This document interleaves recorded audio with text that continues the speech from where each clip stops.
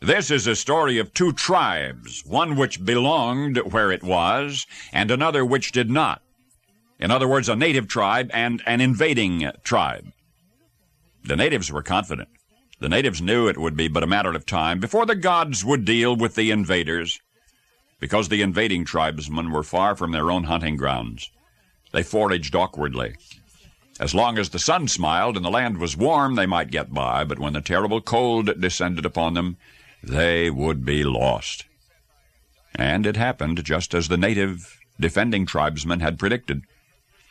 In the lore of the invaders, it would long be remembered as the starving time. As it began, the invaders relied on their food gatherers, but the food gatherers had to go so far, they had to travel such great distances, their supplies were mostly spoiled by the time they got back, and the cold wind swept across the swamp, and the invaders were sore afraid. Repeatedly, their hunters set out in search of game, returned empty-handed. So far from their own tribal territory, they scarcely knew what they were looking for. Nothing that appeared edible was growing.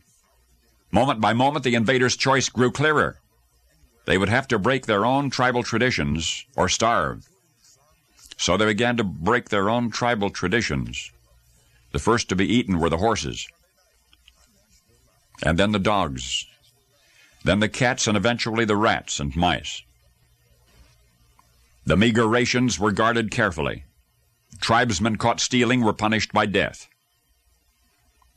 While the hunters scoured the wilds for anything edible, snakes or roots, anything to feed upon, native tribesmen, the natives, seized the opportunity to exterminate the invading enemies, and too weak to resist, the intruders died by the dozen. As the starving time continued, leather became almost palatable, and at last the inevitable, the shattering of the ultimate tribal taboo, cannibalism. The invaders managed to kill one of the natives, and they ate him.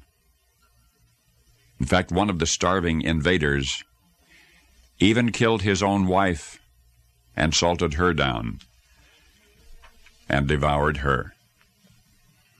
And yet even in that most terrible time, there were certain tribal laws which could not be broken. The man who ate his wife was himself put to death.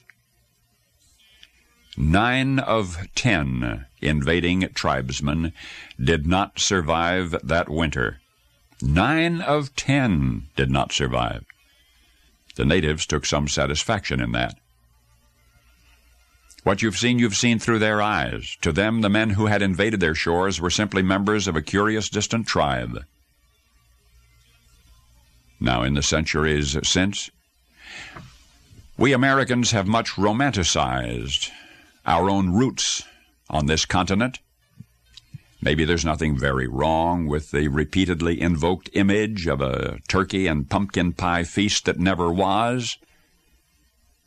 But the true thanks in our Thanksgivings ought to be that no matter how hard things get for us now, they'll never again be as hard as they once were, when men resorted to eating their enemies and eventually their own wives in 1610 in Jamestown. Now you know the rest of the story.